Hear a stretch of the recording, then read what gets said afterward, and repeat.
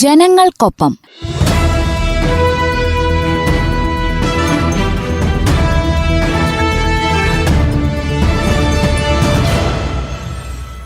വിവിധ സർക്കാർ വകുപ്പുകളെയും പദ്ധതികളെയും പരിചയപ്പെടുത്തുന്ന പരിപാടി.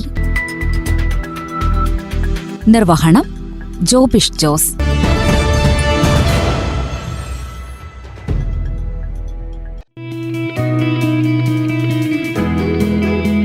നമസ്കാരം പ്രിയ ശ്രോതാക്കളെ, സാമൂഹ്യനീതി വകുപ്പിന്റെ വിവിധ പദ്ധതികളും സേവനങ്ങളും എന്ന വിഷയത്തിലുള്ള പരിപാടിയുടെ രണ്ടാം ഭാഗത്തിലേക്ക് സ്വാഗതം.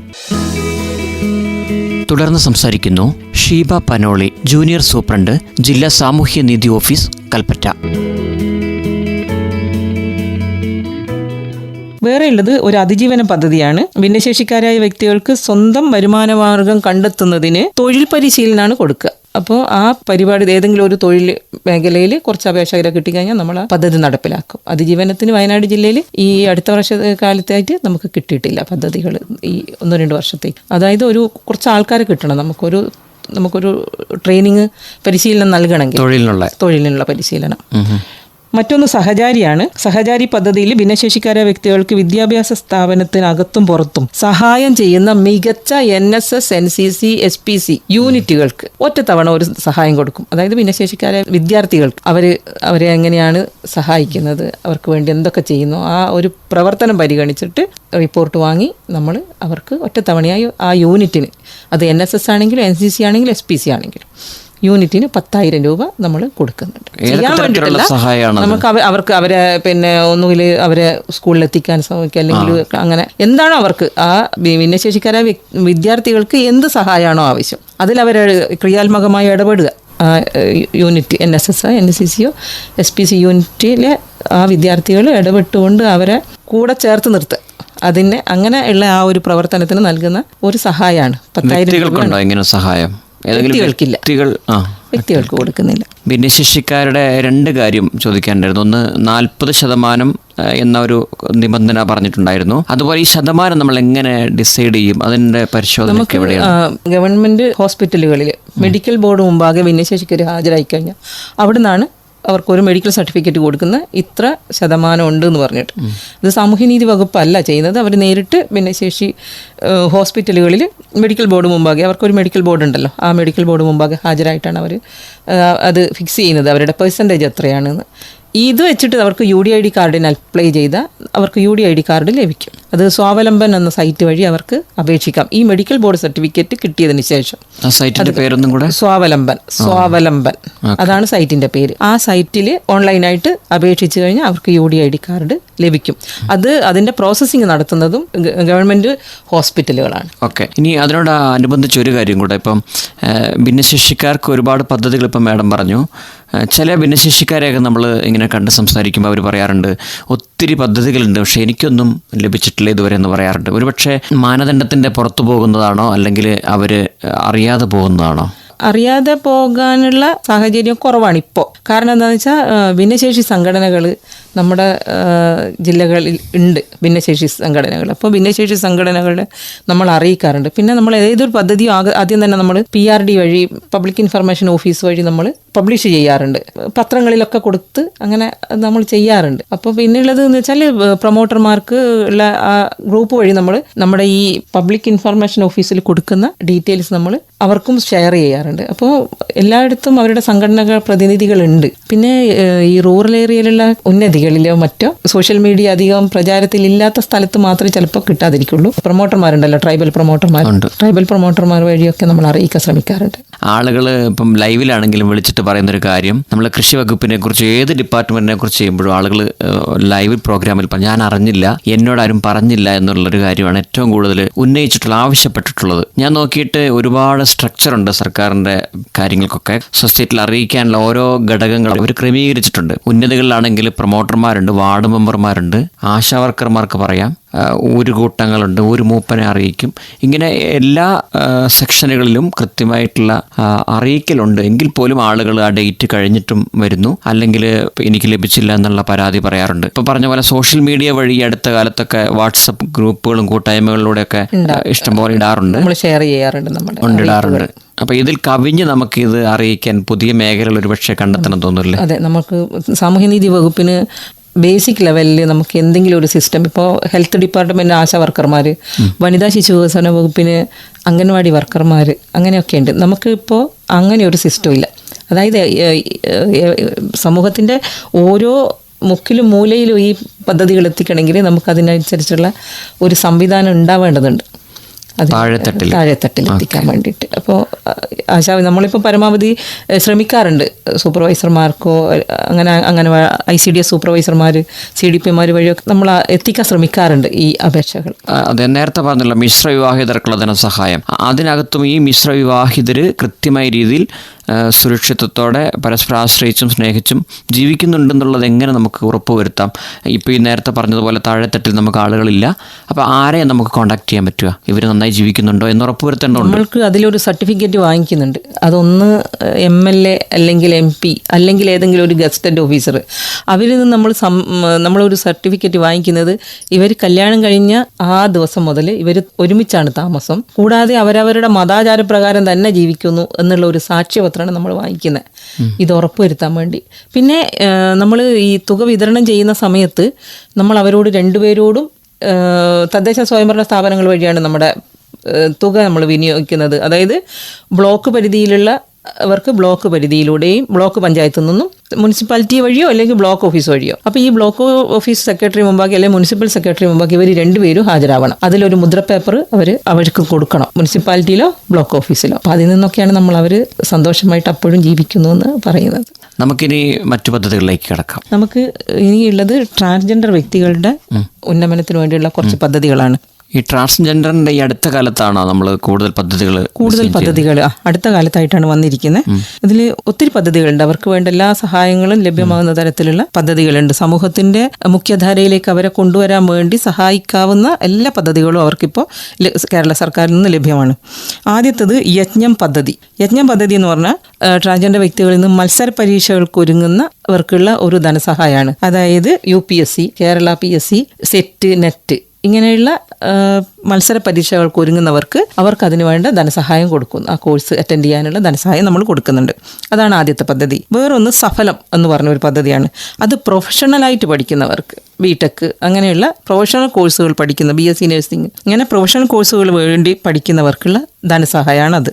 വേറൊരു പദ്ധതി സാകല്യം എന്ന് പറഞ്ഞതാണ്. സാകല്യം എന്ന് പറഞ്ഞാൽ ഏതെങ്കിലും ഒരു കോഴ്സ് അവർക്ക് ഒരു ജീവിതത്തിന് വേണ്ടിയിട്ടുള്ള വരുമാന മാർഗം കണ്ടെത്താൻ വേണ്ടിയിട്ടുള്ള ഒരു തൊഴിൽ, അതിലേക്ക് അവർ അപേക്ഷിച്ച് കഴിഞ്ഞാൽ അവർക്ക് ട്രെയിനിങ് കൊടുക്കുന്ന ആ ഒരു ഏജൻസിയെ കണ്ടെത്തി അവർക്ക് ആവശ്യമായ നൈപുണ്യ പരിശീലനം കൊടുക്കുന്ന പദ്ധതിയാണ് സാകല്യം. പ്രതിഭ എന്ന് പറഞ്ഞ ഒരു പദ്ധതിയുണ്ട്. അത് 3 മേഖലകളിൽ പ്രവർത്തിക്കുന്ന വ്യക്തികൾക്ക് നൽകുന്ന ധനസഹായമാണ്. അതായത് സൗന്ദര്യ മത്സരം, ബോഡി ബിൽഡിങ്, പിന്നെയുള്ളത് മറ്റ് കലാകായിക മത്സരങ്ങളിൽ പ്രതിഭ തെളിയിക്കുന്ന അവർക്കൊരു സഹായം, അവർക്ക് അതിനു വേണ്ടിയിട്ട് ധനസഹായം കൊടുക്കുന്നുണ്ട്. അപ്പോൾ അങ്ങനെയുള്ള അതായത് 3 ബോഡി ബിൽഡിംഗ് മത്സരങ്ങളിൽ പങ്കെടുക്കുക, ആ മത്സരത്തിൽ പങ്കെടുക്കാൻ വേണ്ടിയിട്ടുള്ള ധനസഹായമാണ് കൊടുക്കുന്നത്. ഇപ്പോൾ സൗന്ദര്യ മത്സരമാണെങ്കിൽ ശരി, മറ്റ് ഏതെങ്കിലും കലാപരമായിട്ടുള്ളതോ കായികപരമായിട്ടുള്ളതോ മത്സരങ്ങൾക്ക് പോകുന്നവർക്ക് കൊടുക്കുന്ന ഒരു ധനസഹായം. വേറൊന്ന് ഇപ്പോൾ ഏറ്റവും പ്രധാനപ്പെട്ട ഇപ്പോൾ വന്ന ഒരു പദ്ധതിയാണ് സുഭദ്രം.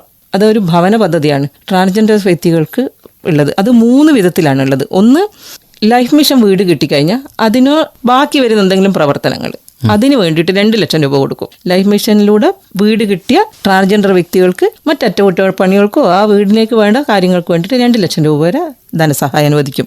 വേറൊന്ന്, സ്ഥലമുണ്ട്, അവരുടെ പേരിൽ സ്ഥലമുണ്ട്, പക്ഷെ വീടില്ലെങ്കിൽ ആ സ്ഥലത്ത് വീട് വെക്കാൻ വേണ്ടി 6 ലക്ഷം രൂപ കൊടുക്കും. അതാണ് രണ്ടാമത്തത്. ഇനി മൂന്നാമത്തത്, സ്ഥലവും വീടും ഇല്ലെങ്കിൽ അത് പക്ഷെ ഒരു ലോൺ വ്യവസ്ഥയിലാണ് കൊടുക്കുന്നത്. ലോൺ എടുക്കാം, അതിന്റെ പലിശ സർക്കാർ കൊടുക്കും. ഇവര് ലോൺ തുക മാത്രം അടച്ചാൽ മതി, മുതൽ മാത്രം അടച്ചാൽ മതി. അപ്പോൾ പലിശ, എടുത്ത തുകയുടെ പലിശ സർക്കാരാണ് കൊടുക്കുക. അങ്ങനെയുള്ള പദ്ധതിയാണ് സുഭദ്രം പദ്ധതി. സുഭദ്രം എന്ന് പറഞ്ഞ പദ്ധതി. ഇനിയുള്ളത് അനന്യം ട്രൂപ്പ്. അങ്ങനെ ഒരു ട്രൂപ്പ് ഉണ്ടാക്കിയിട്ടുണ്ട്. അതായത് നല്ല കലാഭിരുചിയുള്ള കുറച്ച് ആൾക്കാരെ ചേർത്ത് അവർക്കൊരു വരുമാന മാർഗം ഉണ്ടാക്കാൻ വേണ്ടി സർക്കാർ തന്നെ മുൻകൈ എടുത്തുകൊണ്ട് ഉണ്ടാക്കിയ ട്രൂപ്പാണ്. അവർ നൃത്തമാണ് അതിൽ പ്രധാനം. അപ്പോൾ അവർക്ക് പരിപാടി ഏറ്റെടുക്കാം, അതിൽ നിന്ന് കിട്ടുന്ന വരുമാനം അവർക്ക് സ്വന്തമായി ഉപയോഗിക്കാം, അങ്ങനെയുള്ള. അപ്പോൾ അതിൻ്റെ അങ്ങനെ ഒരു ട്രൂപ്പ് ഉണ്ടാക്കാൻ വേണ്ടിയിട്ടുള്ള ഒരു പദ്ധതി അനന്യം. അതിന് അവർക്ക് ആവശ്യമുള്ള ധനസഹായം ഇപ്പോഴും കൊടുക്കുന്നുണ്ട്, അത്യാവശ്യ ഘട്ടങ്ങളിലുള്ള ധനസഹായം കൊടുക്കുന്നുണ്ട്. ആ അനന്യം ട്രൂപ്പ് ഉണ്ടാക്കാൻ അതിലെ മെമ്പർമാരായിട്ടുള്ള എല്ലാ കലാകാരികൾക്കും സൗജന്യമായിട്ട് അവർ പരിശീലനം കൊടുത്തിട്ടുണ്ട് നൃത്തത്തിൽ. ഇപ്പൊ നല്ല ഒരു ട്രൂപ്പായിട്ട് അത് മുന്നോട്ട് പോയിക്കൊണ്ടിരിക്കുന്നത്. അങ്ങനെ നമ്മുടെ ജില്ലയിൽ ട്രൂപ്പുകളുണ്ടോ? നമുക്ക് സംസ്ഥാന തലത്തിലാണ് ഇപ്പോൾ ഒന്നുള്ളത്. നമ്മുടെ വയനാട് ജില്ലയിലുള്ള ഒരാൾ അതിലുണ്ട്, പങ്കാളിയാണ്. അതിൽ ഒരു 20 പേര് ഉള്ള ഒരു ട്രൂപ്പാണത്. ആ 20 പേരിൽ എല്ലാ ജില്ലകളിലുള്ളവരും ഉണ്ട്. അങ്ങനെ അപ്പോൾ അവർക്ക് ഒരു ജീവിതമാർഗമായിട്ട് അത് മുന്നോട്ട് കൊണ്ടുപോകാൻ പറ്റും. ഇപ്പം മാഡം പറഞ്ഞുകൊണ്ടിരിക്കുന്നത് ട്രാൻസ്ജെൻഡർ വിഭാഗത്തിലെ പദ്ധതികളാണ്. നേരത്തെ പറഞ്ഞ ഈ ഏതെങ്കിലും പദ്ധതികൾ വയനാട് ജില്ലയിൽ നടത്തിയിട്ടുണ്ടോ? ഇപ്പോൾ ലൈഫ് മിഷന്റെ, അതുപോലെ ലൈഫ് മിഷന്റെ ഇപ്പോഴാണ് തുടങ്ങിയത്, നമുക്ക് അപേക്ഷ കിട്ടുന്നേ ഉള്ളൂ. നമ്മുടെ വയനാട് ജില്ലയിലുള്ള ട്രാൻസ്ജെൻഡർ വ്യക്തികൾക്ക് സ്വന്തമായിട്ട് സ്ഥലം ഇല്ല. അപ്പോൾ അവർക്ക് സ്വന്തമായി സ്ഥലവും വീടും കിട്ടാനുള്ള, അപ്പോൾ ലോൺ അടക്കാനുള്ള ഒരു ജീവിതമാർഗം കണ്ടെത്തി കഴിഞ്ഞാൽ അപേക്ഷ തരാൻ വേണ്ടി റെഡി ആയിരിക്കുന്നവരുണ്ട്. ഇനി ഉള്ളത് കരുതൽ ധനസഹായം എന്നുള്ളതാണ്. അത് ട്രാൻസ്ജെൻഡർ വ്യക്തികൾക്ക് ഉണ്ടാകുന്ന എമർജൻസി സിറ്റുവേഷൻസിൽ, അതായത് ആക്സിഡന്റ് സംഭവിക്കുക, അല്ലെങ്കിൽ പിന്നെ പ്രകൃതിക്ഷോഭം ഉണ്ടായിരിക്കുക, അല്ലെങ്കിൽ എന്തെങ്കിലും അടിയന്തരമായിട്ട് സർജറി നടക്കുക. ഇനി ഇവർക്കൊരു വേറൊരു പദ്ധതിയുണ്ട്, സർജറി നടക്കുന്നത്, ലിംഗമാറ്റ സർജറി നടക്കുന്നുണ്ട്. അതിന്റെ തുടർച്ചയായിട്ടുള്ള ചില ചികിത്സകൾ ഉണ്ടാവും അടിയന്തരമായിട്ട് വേണ്ടി വരുന്ന. അങ്ങനെയുള്ള പദ്ധതികൾക്കും അങ്ങനെയുള്ള പരിപാടികൾക്കും നമുക്ക് കൊടുക്കാം. ഈ കരുതൽ ധനസഹായത്തിൽ നിന്ന് എടുത്തിട്ടാണ് നമ്മൾ. വേറൊന്ന് സമന്വയ എന്ന് പറഞ്ഞൊരു പദ്ധതിയാണ്. ട്രാൻസ്ജെൻഡർ വ്യക്തികളായതുകൊണ്ട് ചിലപ്പോൾ അവർക്ക് സ്കൂളിൽ പോകാൻ കഴിയാതെ വിദ്യാഭ്യാസം മുടങ്ങിപ്പോയവരുണ്ടാവും. അവർ 10ാം ക്ലാസ് അല്ലെങ്കിൽ +2 ഇതൊക്കെ എഴുതിയെടുക്കാൻ അവർക്ക് ആവശ്യമായ സഹായം നൽകുക. അവർക്ക് കോഴ്സിന് ആവശ്യമായ തുകയൊക്കെ നൽകി അവരെ പരീക്ഷ എഴുതിപ്പിക്കുന്ന ഒരു പരിപാടിയാണ്. അത് സമന്വയ എന്ന് പറഞ്ഞ ഒരു പദ്ധതിയാണ്. പിന്നെയുള്ളത് ട്രാൻസ്ജെൻഡർ വ്യക്തികൾക്ക് വിവാഹത്തിന് ധനസഹായം കൊടുക്കുന്നുണ്ട്. അവർ കല്യാണത്തിന് നമ്മൾ ധനസഹായം കൊടുക്കുന്ന ഒരു പദ്ധതി നിലവിൽ. വ്യക്തികൾക്കുള്ള വിദ്യാഭ്യാസ സ്കോളർഷിപ്പ് ഉണ്ട്. വിദ്യാഭ്യാസം നടത്തുന്നവർക്ക് ഒരു സ്കോളർഷിപ്പായിട്ട് ഒരു തുക കൊടുക്കുന്നുണ്ട്. പിന്നെ ലിംഗമാറ്റ ശസ്ത്രക്രിയക്ക് നമ്മൾ എമൗണ്ട് കൊടുക്കുന്നുണ്ട്. അത് എത്രയാണോ മെഡിക്കൽ ഹോസ്പിറ്റലിൽ നമ്മളോട് എന്ത് പറയുന്നു ചിലവാകുന്ന തുക എത്രയാണോ അത് അത്രയും നമ്മൾ കൊടുക്കും. പിന്നെയുള്ളത് ലിംഗമാറ്റ ശസ്ത്രക്രിയക്ക് ശേഷമുള്ള ചില ചികിത്സകൾ ഉണ്ടാവുമല്ലോ, അതിന് വേണ്ടിയിട്ട് തുടർ ചികിത്സക്ക് വേണ്ടിയിട്ടുള്ള ഫണ്ട് നമ്മൾ കൊടുക്കുന്നുണ്ട്. പിന്നെ അവർക്ക് പോഷകാഹാരം കൊടുക്കാനുള്ള ഒരു പദ്ധതിയും നിലവിലുണ്ട്. ഈ ശസ്ത്രക്രിയക്ക് ശേഷമാണോ? അങ്ങനെയുള്ള പദ്ധതികളുണ്ട്. ഇത്രയും പദ്ധതികളാണ് ട്രാൻസ്ജെൻഡർ വ്യക്തികൾക്ക് വേണ്ടിയിട്ട് നമ്മൾ നടത്തുന്നത്. എനിക്ക് തോന്നുന്നു ഒരുപാട് പദ്ധതികൾ ട്രാൻസ്ജെൻഡർ വിഭാഗത്തിന് വേണ്ടിയിട്ട് മാറ്റിവെച്ചിട്ടുണ്ട്.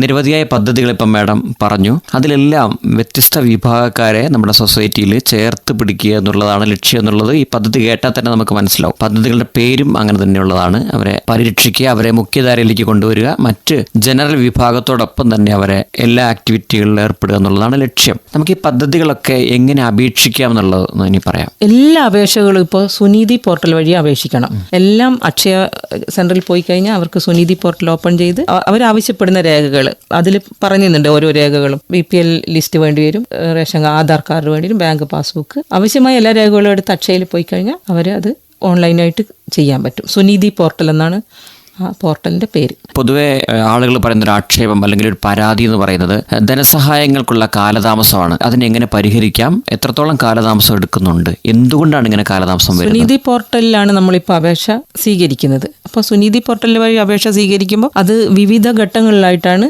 വെരിഫൈ ചെയ്യുന്നത്. ക്ലർക്ക്, JS, SS, ജില്ലാ ഓഫീസർ എല്ലാവരും വെരിഫൈ ചെയ്തതിന് ശേഷമാണ് നമ്മൾ ഈ ധനസഹായത്തിനുള്ള പ്രൊസീഡിങ്സ് തയ്യാറാക്കി ട്രഷറി കൊടുക്കുന്നത്. അത് ചെറിയൊരു കാലതാമസം അത് എടുക്കാറുണ്ട്. കാരണം അപ്ലോഡ് ചെയ്തിരിക്കുന്ന രേഖകൾ മിക്കവാറും ചിലപ്പോൾ അതിൽ നമുക്ക് ആവശ്യമുള്ള രേഖകളായിരിക്കില്ല, മാറ്റമായിരിക്കും. അപ്പോൾ ഇവരെ വിളിച്ച് നമ്മൾ വീണ്ടും ഇവരോട് അക്ഷയ പോയി ആ രേഖകൾ വീണ്ടും സബ്മിറ്റ് ചെയ്ത് ഫസ്റ്റ് പ്രോസസ്സ് നമ്മൾ തുടങ്ങണം. അതായത് ഒരു പാസ്ബുക്കിന്റെ സ്ഥാനത്ത് വേറെ ഏതെങ്കിലും രേഖ വേറെ എന്തെങ്കിലും വെച്ച് കഴിഞ്ഞാൽ നമ്മൾ വീണ്ടും അപ്ലോഡ് ചെയ്യുന്നു. Same process clerk, JS, SS, ജില്ലാ ഓഫീസർ. പിന്നെ ഉള്ളത് ചില സമയങ്ങളിൽ നമുക്ക് ഫണ്ട് കിട്ടാനുള്ള ഒരു ചെറിയ താമസം ഉണ്ടാവാറുണ്ട്. ആ ഒരു താമസവും കൂടിയുള്ളൂ. അല്ലാതെ എല്ലാ കാര്യങ്ങളും കൃത്യമായിട്ട് ചെയ്യാറുണ്ട്. കൃത്യമായിട്ട് അപേക്ഷ സമർപ്പിച്ചിട്ടുള്ള അപേക്ഷകൾ നമ്മൾ പെട്ടെന്ന് പ്രോസസ്സ് ചെയ്യും. കാരണം പ്രത്യേകിച്ച് ബുദ്ധിമുട്ടുകളൊന്നും ഉണ്ടാവില്ല. പക്ഷേ ഇവരെ വിളിച്ച് നമ്മൾ വീണ്ടും തെറ്റായ രേഖകളോ അല്ലെങ്കിൽ ശരിയായ രേഖകൾ ഹാജരാക്കാൻ വേണ്ടി എടുക്കുന്ന താമസവും കൂടെ ഈ ഫണ്ട് അനുവദിക്കുന്നതിൽ താമസത്തിന് കാരണമാവാറുണ്ട്. പിന്നെ നമുക്ക് ഇപ്പം അപേക്ഷിക്കേണ്ട നിയമപദ്ധതി ഉണ്ടോ? ഇപ്പം അപേക്ഷിക്കാനുള്ളത് വയോരക്ഷാ പദ്ധതിയിൽ ആർക്കെങ്കിലും എന്തെങ്കിലും എമർജൻസി ആയിട്ട് നമുക്ക് ശസ്ത്രക്രിയയോ വയോജനങ്ങൾക്കാണ് ആ ഒരു അപേക്ഷയാണ് നമ്മളിപ്പം പബ്ലിക് ഇൻഫർമേഷൻ ഓഫീസ് കൊടുത്തിട്ടുള്ളത്. അടിയന്തര ഘട്ടങ്ങളിൽ ഏതെങ്കിലും ആരുമില്ലാത്തവർക്ക് അല്ലെങ്കിൽ ഇങ്ങനെ BPL ലിസ്റ്റിൽ പെടുന്ന ആൾക്ക് ഇങ്ങനെ ഒരു സർജറിയോ അല്ലെങ്കിൽ ആക്സിഡൻറ്റോ അങ്ങനെ എന്തെങ്കിലും നടന്നിട്ടുണ്ടെങ്കിൽ അത് ബില്ല് സഹിതം ജില്ലാ സാമൂഹിക ഓഫീസിൽ അപേക്ഷിക്കാം. ഓക്കെ, നമുക്ക് ഈ സാമൂഹ്യ നീതി വകുപ്പിൻ്റെ ഒരു പുതിയ ഭാവി എങ്ങനെയാണ്, ഫ്യൂച്ചർ? ഇപ്പോൾ സമൂഹത്തിൽ യാതൊരു വിവേചനവും ഇല്ലാതെ പൂർണ്ണ സുരക്ഷിതത്വത്തോടെയും അവകാശബോധത്തോടുകൂടിയും മറ്റെല്ലാവരെയും പോലെ ഭിന്നശേഷിക്കാർക്കും ട്രാൻസ്ജെൻഡർ വ്യക്തികൾക്കും നമ്മുടെ വയോജനങ്ങൾക്കും ജീവിക്കാൻ ആവശ്യമായ സാഹചര്യം അത് ഉറപ്പുവരുത്തുക എന്നുള്ളതാണ് സാമൂഹ്യനീതി വകുപ്പിന്റെ ലക്ഷ്യം. അത് നമ്മൾ ആ ലക്ഷ്യത്തിലേക്ക് വന്നുകൊണ്ടിരിക്കുകയാണ്. അധികം വൈകാതെ നമ്മൾ ആ ലക്ഷ്യം കൈവരിക്കുമെന്ന് പ്രതീക്ഷിക്കുന്നു. സാങ്കേതികത കൈവരിക്കുന്ന രാജ്യം കൂടിയാണ് നമ്മുടെ. അതുകൊണ്ട് സാങ്കേതികത കൂടി ഉൾപ്പെടുത്തി നമ്മുടെ ഓഫീസിനെ സ്മാർട്ടാക്കി നിലനിർത്തിക്കൊണ്ട് ഇത്തരം കാര്യങ്ങൾ വരും തലമുറയിൽ വരും കാലത്ത് വ്യത്യസ്തത കൂടി അംഗീകരിച്ചുകൊണ്ട് നമ്മൾ മുന്നോട്ട് പോകുമെന്നുള്ളതാണ് അല്ലേ? അതെ. ഓക്കെ, എന്തായാലും വളരെ നന്ദി. സാമൂഹ്യനീതി വകുപ്പിൻ്റെ സേവനങ്ങളെയും പദ്ധതികളെയും മാഡം വളരെ വിശാലമായി പറഞ്ഞു. ശ്രോതാക്കളോട് ഒരു കാര്യം കൂടെ ഉണ്ട്. ഇത്തരം പദ്ധതികളും സേവനങ്ങളെക്കുറിച്ചൊക്കെ സംസാരിക്കുന്നത് ഇങ്ങനെയുള്ള ആളുകൾ നമ്മുടെ സമൂഹത്തിലുണ്ടെങ്കിൽ, നമ്മുടെ വീടുകളിൽ അല്ലെങ്കിൽ സമൂഹത്തിലുണ്ടെങ്കിൽ അവർക്കുള്ള ആകർഷകങ്ങളായ പദ്ധതികളാണ് സർക്കാർ വിഭാവനം ചെയ്ത് നടപ്പിലാക്കി വരുന്നത്. അപ്പോൾ ഇത്തരം പദ്ധതികൾ അപേക്ഷിക്കേണ്ട ഓരോ സമയങ്ങളുണ്ട്. ആ സമയത്ത് കൃത്യമായി ഇത്തരം അപേക്ഷകൾ കൊടുക്കുകയും സർക്കാരിൻ്റെ ആനുകൂല്യം നേടിയെടുക്കുകയും ചെയ്യേണ്ടത് നമ്മുടെ ഉത്തരവാദിത്തമാണ് അല്ലേ? അപ്പോൾ എല്ലാവരും നമ്മുടെ പദ്ധതികളെക്കുറിച്ച് അറിയണം. 04936 205-307 എന്ന നമ്പറിലേക്ക് നിങ്ങൾക്ക് ജില്ലാ സാമൂഹ്യ ഓഫീസിലേക്ക് വിളിച്ച് ഈ പദ്ധതികളെക്കുറിച്ച് അറിയാം. അതിനെക്കുറിച്ച് അതിൻ്റെ അപേക്ഷിക്കാനുള്ള സമയവും അതിൻ്റെ മാനദണ്ഡങ്ങളും എല്ലാം നിങ്ങൾക്ക് വിശദമായിട്ട് അവിടെ നിന്ന് പറഞ്ഞു തരും. 04936-205-307 നമ്മുടെ ജില്ലാ സാമൂഹ്യ ഓഫീസിലെ നമ്പർ. ഓക്കെ, വളരെയധികം നന്ദി. Thank you. ശ്രോതാക്കൾ കേട്ടത് ജില്ലാ സാമൂഹ്യനീതി വകുപ്പിലെ സേവനങ്ങളും പദ്ധതികളുമായിരുന്നു. ഈ പരിപാടിയിൽ സംസാരിച്ചത് ഷീബ പനോളി, ജൂനിയർ സൂപ്രണ്ട്, ജില്ലാ സാമൂഹ്യനീതി ഓഫീസ്, കൽപ്പറ്റ. ഈ പരിപാടി ഇവിടെ പൂർണ്ണമാകുന്നു. വീണ്ടും കാണാം അടുത്ത അധ്യായത്തിൽ. നന്ദി, നമസ്കാരം.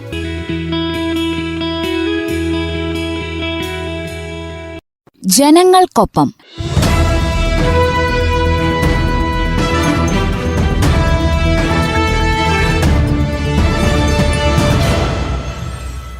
വിവിധ സർക്കാർ വകുപ്പുകളെയും പദ്ധതികളെയും പരിചയപ്പെടുത്തുന്ന പരിപാടി. നിർവഹണം ജോബിഷ് ജോസ്.